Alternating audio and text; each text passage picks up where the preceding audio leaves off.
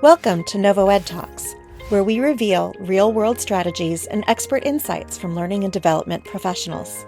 In every episode, we chat with practitioners, course designers, learning strategists, and business leads. We hear about their experiences in the learning industry and predictions for the profession and the trends that they're seeing. But before we get started, a little bit about NovoEd. Founded at Stanford's Social Algorithms Lab in 2012, NovoEd is a people-centric, capability-building platform that combines social and collaborative learning to drive performance readiness at scale. Through cohort-based experiences centered around human interaction, NovoEd taps into collective wisdom, placing each learner at the center of perspective, application, and expertise. Large enterprises such as 3M, GE, Marriott International, and Nestle partner with NovoEd to accelerate their critical initiatives, reconnect teams, and achieve rapid alignment through learning that is felt, experienced, and swiftly transformed into impact.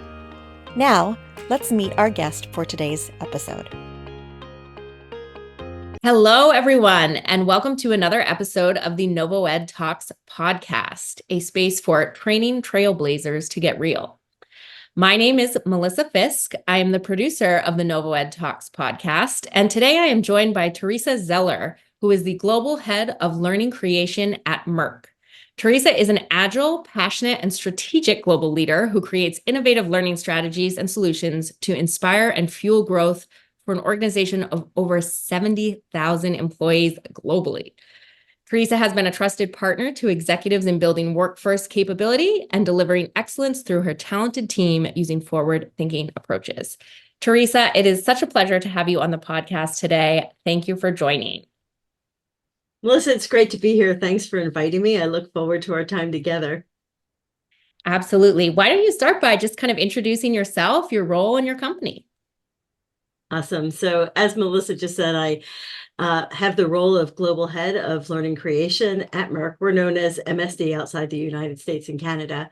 And we're a global healthcare company that for more than 130 years have been inventing for life, bringing medicines and vaccines around the world to really combat our most challenging diseases to save and improve lives.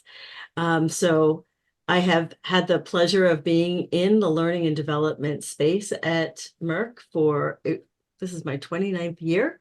Wow.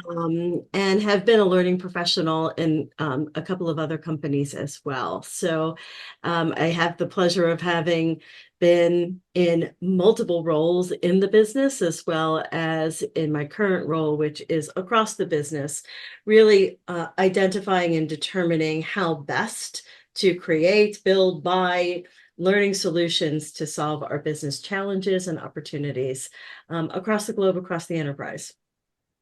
Wow, that's a huge, huge group there. And who are your learners specifically, and what are some of their biggest challenges? So our learners are the 70,000 employees and sometimes contractors who operate in over 150 countries for us.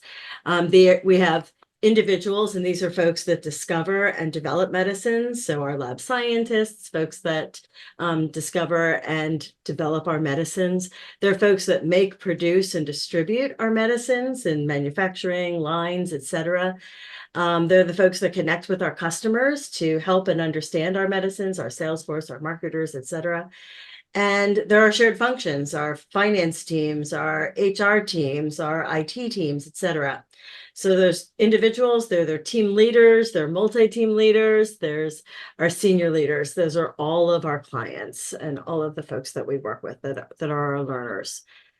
We are enabled and very pleased that in our overall strategic framework, it's a core value of Merck to invest in the growth, success, and well-being of our people, or I should say it's one of our strategic priorities. And so what are their challenges as we're looking to invest in them? I think for all of us in learning and development, a core challenge is that the rapid pace at which we need to grow new skills and capabilities, right? So in order to leverage technology that's rapidly changing, tools, et cetera, in this digital age, our folks who are really busy in their day job need to also continue to acquire new skills and rethink the way they're doing their jobs to continue to provide and create value for the organization. And in fact, to innovate and create the novel medicines. Second thing I would say is building new capabilities. So we're continually looking to the future to say, what are the capabilities that are going to help our leaders, our employees to be successful in the future? And how do we get them from here to there?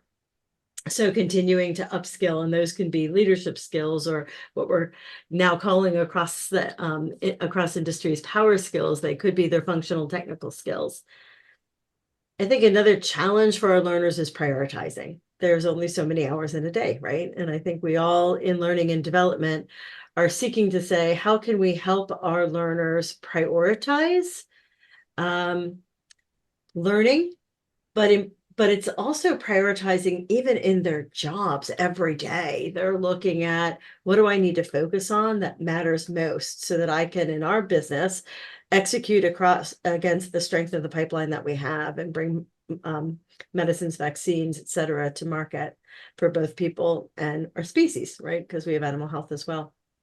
And then I would say, lastly, our learners are facing changing market dynamics, right? So competitors, healthcare environment changes, policy changes. So they're working in a world that's constantly changing, with tools and technologies that are constantly changing, with capabilities that constantly need to develop. And oh, by the way, they need to deliver. So I think we probably all face some similar challenges, but those are the ones that I would say are the big ones facing our learners. Yes, absolutely. And with just by nature, what some of their work, what they're doing, it almost adds a little bit more pressure to some of these challenges than maybe some of us at other organizations have. How are you approaching some of these challenges at Merck? We've actually been on a transformational journey. For the last 2 years, we have been really relooking at the way learning happens at Merck, and we've been calling that reimagined learning. And we've really looked to see how we can more effectively scale around the globe, how we can ensure easier access to our learning for all, how we can reduce redundancy and spend, and essentially how we can get us all on one digital ecosystem, because we know that as we continue to move and as we see trends coming, right, we need to be able to really leverage skill as a currency throughout the organization. The only way we can do that is if we're on an aligned ecosystem and can readily feed data throughout the company. So we've been really working to get ourselves to that approach. So we have essentially 3 strategic areas that we're focused on. Number 1, enabling a learning culture in the organization, which is really building an environment where we can all learn and thrive. And that's truly about accessibility. It's about the building learning as the DNA of the organization and ensuring that our solutions really drive business and employee performance. Second one is really around transforming the learning experience, which is enabling learning that's innovative, integrated, and in the flow of work. And then the third is how we operate, how we simplify our learning model and business model for learning. Wow. No easy feat there. Yeah, it has been a journey, and it's probably another couple years in terms of getting all those things really up and running, but we're excited about it. It's giving us new breadth, a new model, a new way to work, and hopefully greater benefit to the organization, right? That's the goal. Absolutely. It's amazing though. It's, people answer that question and are just like, oh, matter of fact, this is what we're doing. I'm like, that's a lot of work that you're taking on there. That's excellent.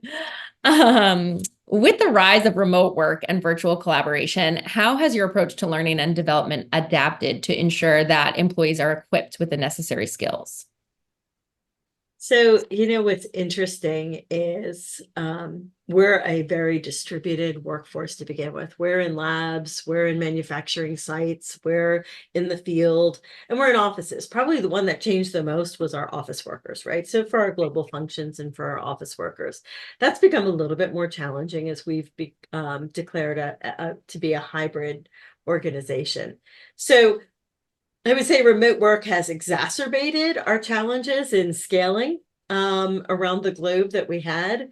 It's forced a little bit more thinking about how we are intentional around building culture, how we're intentional around connectivity and collaboration.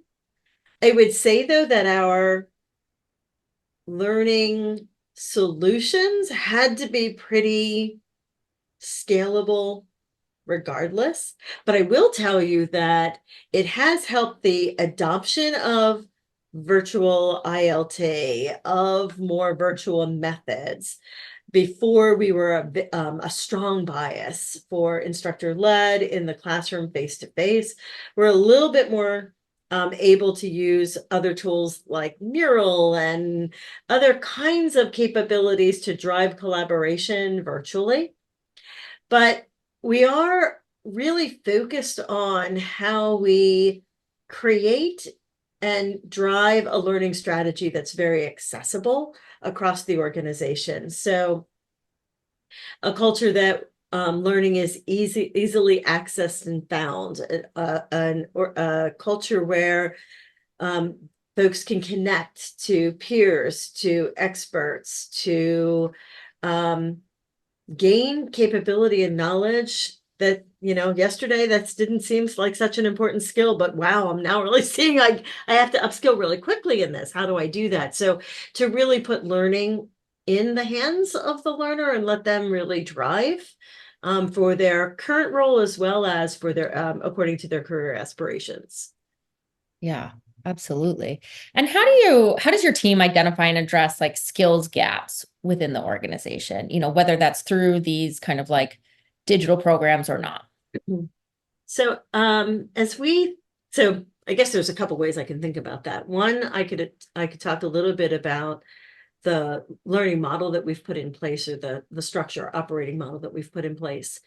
We have a part of our organization that is just focused 100% on consulting with our clients to really ensure they're understanding the business goals, the gaps that the business is seeing in capability and skill, and where the business client is looking to drive capability into the future. So there are real point of the spear, if you will, or the leading foot in the dance of identifying what capabilities are really critical. We then have a team that then takes those inputs and says, wow, there's a lot of them across. What are synergistic? Which of those are most critical to our business growth, success, strategy, our talent strategy, et cetera? Do some prioritization. And that's where then my team comes in to say, okay, what's the best, most effective way that we can meet those needs? So that's from a structure way, how we've sorted so that we can be more nimble, we can form more agile teams, we can move more quickly. Of course, there's other partners, like my partner in learning engagement, who leads learning engagement, and that's then making sure that whenever we're ready to create something, he's got the technology requirements and the platforms for me to be able to do that and bring those solutions to life. And then we've got a delivery team really focused on any live, or I should say face-to-face or virtual led learning. So that's like the model part of that. But we're also ensuring and working to build into our learning ways for our learner to assess, where am I? What's my skill level now, so that I'm not traipsing through ground that I may have already I've already built acumen, I've already built proficiency around. Instead, I'm able to really focus in on the things that the business really needs, that I really can see that I have a gap in and I want to close, and I can optimize the time that I do have to turn my attention to develop myself to be really laser focused.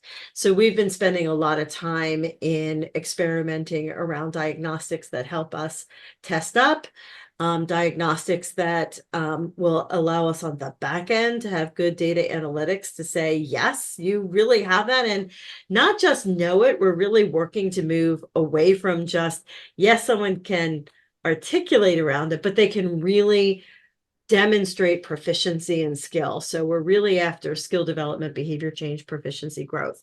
And so really looking at how do we line up the front and back end diagnostics and data so that we can be a lot more focused, and that also helps an individual and the organization understand, if I need a given skill, who's my go-to? Where can I find that skill? If I look across my organization, where do I have gaps? Now, we're not there, we're on this journey, but that's where we've been focusing our attention so that we can put the learner really in charge of driving their own growth and development, guided by what the business is articulating as important. Yeah, absolutely. And that kind of leads into my next question too, is how do you currently, you spoke a little bit to it, but do you have any kind of how are you currently measuring the effectiveness of programs? And do you use any kind of core KPIs for that? It's always everyone's favorite question. Yeah. So we do drive to KPIs, and wherever possible, we use the KPIs that the business uses, because we always find it so much more effective to tie learning to the business strategy. And if the business is already driving against certain KPIs, then let's demonstrate that we're enhancing the growth in that KPI. So depending on what kind of learning it is, we have 4 key phases that we assess, based on the goal of the business, based on what we're trying to achieve, what's the right level to measure the learning. There's always the measure the experience and the engagement. Was it easy to learn? Was it did we engage the learner? Was the experience relevant? Is it something they'd recommend to their colleagues, etc.? Then we talk about the actual learning. So did they gain the knowledge that was a gap? Or did we see behavior shift?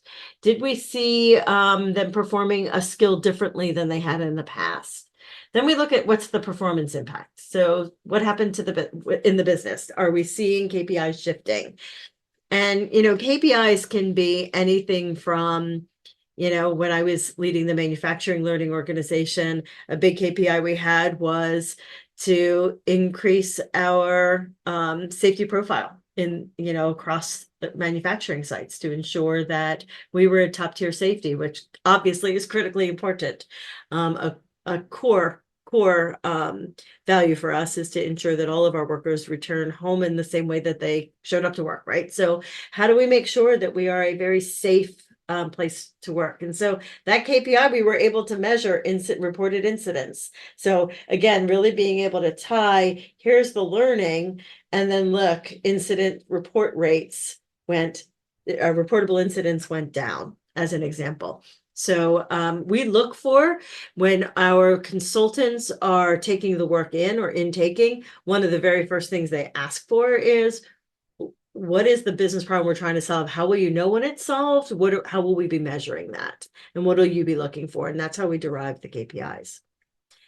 As somebody that's working sort of behind the scenes, if you will, because I'm in the back at learning creation, I get KPIs too. And so my KPIs tend to be around the quality, how many preventable errors that impact the employee and the learner, cycle time, how fast are we producing the learning and getting it out, so days to complete, how well am I keeping my folks capacity planning at what I call fair day's work. So fully, loaded to the right level of capacity, not overloaded, so they're developing as well. But also that we're keeping them at capacity, and that we're maximizing our talent. And then how engaged is the team, and am I growing my talent? So there are KPIs we have as learning folks, but then there are KPIs that we're driving for the business as well. I love that, though. Thank you so much for sharing the full picture of that, because I think that really helps folks out. And sometimes, organizations have one of those things where they're measuring like the individual's actual like learning journey kind of KPIs, but not tying that potentially to like the organization as well and the people who are creating all of the learning. So that's great. I love that you're doing that. Do you have a specific successful like case study? I know you mentioned a few things in there, but anything else that you could think to kind of discuss that, is a good example of an L&D initiative that significantly impacted employee performance? Yeah, I'm going to share a couple that are favorites of mine because they're some places where we're experimenting with a partner, and it for me is helping to take us to the next plateau where I was talking about that looking up front and diagnostic, and our goal is ultimately to get to a place where we're much more driving adaptive learning pathways, et cetera. So we've got some really nice examples of where we've taken learning and, whether it be, I've got some examples in manufacturing. I've also got some examples, actually tried it on ourselves in our learning business, where we've been, and even in DEI, where we've leveraged immersive simulations to get folks inside and really having to make decisions. And what has been really exciting about it is they're nuanced decisions. They're not like your obvious decisions. So they're in a scenario, they're confronted with a situation. It can be very visual. In fact, when we did the one for aseptic training, where you've got manufacturing folks needing to go into a clean room and follow sterile procedure, right? They're faced with something happens and you see it live and on the video, and then they have to choose, what am I going to do? Am I going to bend over and pick up that pen? Am I going to let it be? Am I going to, and that's true behavior, right? So those decisions are indicative of the behavior that they would take on the job. When we did that, we saw an actual 15 times faster to train than when we had done that in the classroom or with a coach. So what took 3 hours in ILT took 12 minutes. And more importantly, what we saw was that it yielded a significant amount of performance improvement. So, we essentially saw on average 41% performance improvement. And this was with managers taking it who are coaching the folks and with individuals taking the training. So those are some ways that we can really measure, does the training matter? It does, because I've got them on the floor more, producing product because I'm training them more quickly. But I'm also ensuring that they actually learned and were able to rapidly apply from the first time to their best effort. So that's an example, I would say, of where we're really driving some great. Yeah, that's a great example with great results. So thank you so much for sharing that. What role does technology play in your L&D programs, and how do you leverage tools and platforms to enhance them and potentially like overall experience? So clearly a huge one, especially in that case, because that was a technology-driven simulation, immersive simulation. So we have essentially 5 learning technology platforms that are dedicated to delivering and measuring our learning solutions. I would say technology plays an invaluable role. My partnership, like we're joined at the hip, my learning engagement lead and I, and really we've got our learning management system. We've got what I would call our front door, our learning portal, that is the one face of learning for folks to come and be able to access any of our platforms. We've got a reinforcement platform that helps us, once we learn, sort of continue to ensure that folks have that the repetition they need to keep that in their mind while they're cementing the learning. We've got some technologies that help us drive learning in the flow of work, so that it's not always come out, but as I'm in work, how do I learn on the job? We've got our content libraries, our ability to curate and refresh and enhance content. And then we've got data and analytics that we're driving off the back, so that we can see how in fact are we running as a business in learning, but also how in fact are we impacting the business and driving performance. So we rely on our technology capability quite a bit. We have a long list and a roadmap of where we continue to want to drive. And also, we have in addition to that, I should say we also have the tools that my team uses every day to build learning, right? So we've got our stack of, what are the tools that we're creating learning with, and what partners are we using to ensure that we can really bring the best learning experience to our learners. So yeah, it plays a really big role on both sides. Yeah, absolutely. Thinking forward, just kind of about the industry in general too, over the past 5 years, as L&D has rapidly shifted and evolved with, COVID especially, but what are some key takeaways that you've seen?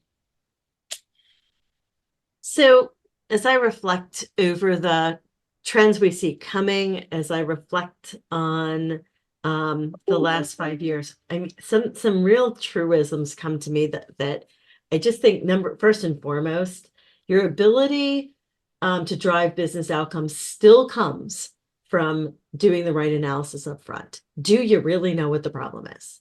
And we can get really fancy, but the fact of the matter is, if you don't really understand what the problem is, and you don't really understand what's the root cause of that problem and what's going on for the worker, the workplace, and what is the work itself, you can have the coolest technology learning experience on the planet. You're still not going to drive a business outcome. So I say, regardless of any changes in trends, like that still remains like the critical thing that we've got to stay focused on. So to me, that remains a truism and a key takeaway. Second one is the evolving skill has always been important. You've seen competencies come and go. You've seen lots of things, but I think skill continues and is really showing up in all current trends as being the real currency. And what I like about using the phrase currency is it has to mean the same thing to everyone, which is why data becomes important, which is why common language becomes important. When I call a skill something, somebody else has to call the skill the same thing, and we have to measure it the same way. So $5 has to be $5 to everybody. It can't be $1 to somebody and $20 to somebody else, right? So we have to look at skill in the same way, and then we can start really having a true overall human capital system where I can be hiring to the same skill and developing to the same skill and looking to promote somebody based on a same skill. So really being able to leverage that as a currency. And we're now seeing that we're going to be able to have the data analytics and the means to be able to drive that in a way that we haven't been able to in the past. So even though we've talked about skills for a long time in learning and development, it's really going to be front and center, which is exciting to me. I think a focus on observable behavior change is a huge key takeaway for me as well. And I say that because as we have gone through COVID, as we have learned the importance of belonging, as we've learned the importance of collaboration, as we've learned the importance of what culture means in an organization and helping people really build relational skills, the only way to really ensure that you're continuing to build those capabilities across is to see behaviors change. And when you see behaviors change, you know that you're driving it to a capability and you're driving to a performance in an organization. So that focus remains critical. And then for me and my team is fit for purpose. The mantra is, ensuring that we're doing the most good with the least cost and the right sized learning solutions. So we're taking the least amount of time to do the most good. And scalability. Scalability has probably been the biggest trend for us to be able to reach everybody.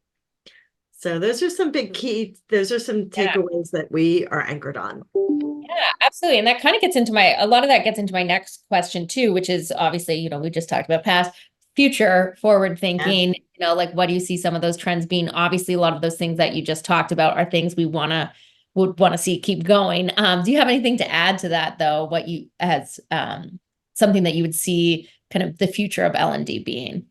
So I think probably the big one that's on everybody's mind right now that I haven't yet mentioned, I think a skill is on everybody's mind and how we address that moving forward.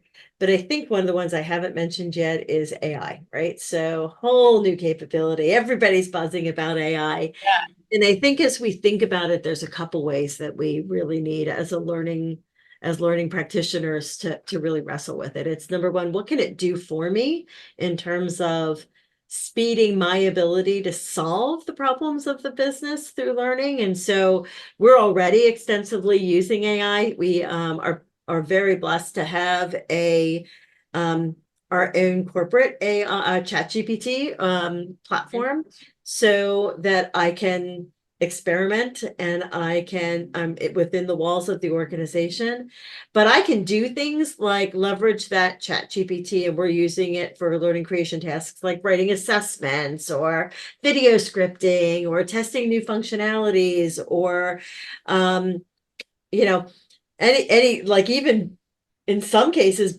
taking the right prompts and building some of our content, which is huge in terms of a savings for our designers and developers.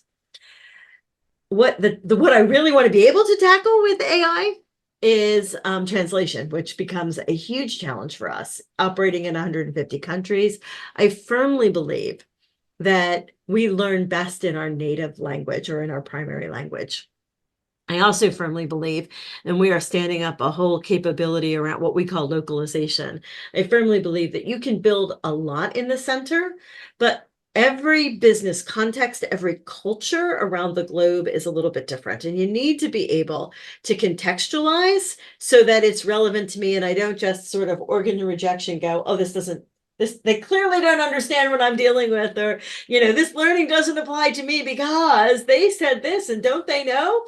Right. Yeah. So, really being able to contextualize in the work, in the business context, in the cultural context, and in the language is really important for learning to be relevant. And I think AI is going to be a game changer there. Now, it's got to develop a little bit, and we're going to have to really work with it.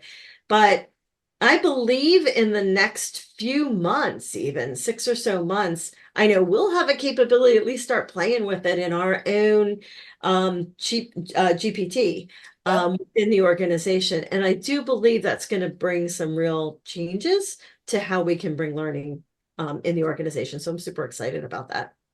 Absolutely. And I love that tie you put in there. Like I haven't, obviously AI translation, yes, but that component you added of like the cultural kind of like understanding, that layer to it is really what's going to be like the game changer with it, right? So I think that's fascinating.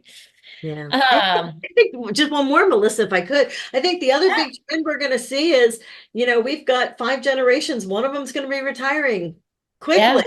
And it's a big generation. And, how do we upskill and not lose that that human capital, that that intellectual property as folks retire? And how do we scale a generation that's growing up in a very different age?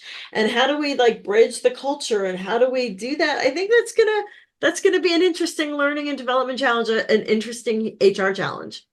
Yeah, absolutely. Because of just look at how much has changed so much. I mean, even in my lifetime, I feel like I'm the last generation that remembers life before the internet, because we had that a little bit, but like there's a generation coming up that doesn't know what that is like. And it's wild, Anyway, Theresa, this is my favorite question to ask. As a fun send off, what advice would you give to those just stepping into a leadership role? So I have to come back to, I think technology, capabilities, all these things are super important. And for a leader, I think the way it all comes together is, being a leader is an awesome responsibility, and it's an opportunity to multiply impact that you could never as one person have. But I believe the way you do that is making somebody feel like the connection of how somebody feels when they're with you is what really matters. So investing in your people, thanking them for their hard work and dedication, showing compassion and grace, inspiring, motivating, tackling challenges together. To me, encouraging them to just take time to recharge and take care of what's important to them in life, the support, and being there when you need to be there. Like if you get this right, then I believe truly you become invaluable to both them and to the organization. And you're going to achieve, in my mind, a more amazing legacy than the projects, the work product that you create. To me, for a leader, that's what you got to get right. So that would be my advice, to get that piece really right.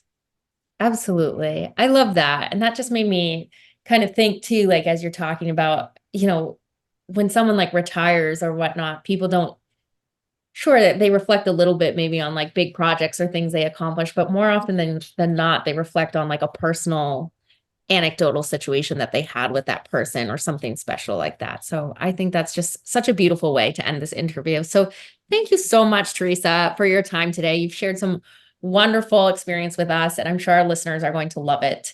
Thank you, thank you, thank you. And thank you to all of our listeners for once again tuning into the NovoEDTalks podcast. Thank you so much. I really appreciate it, Melissa.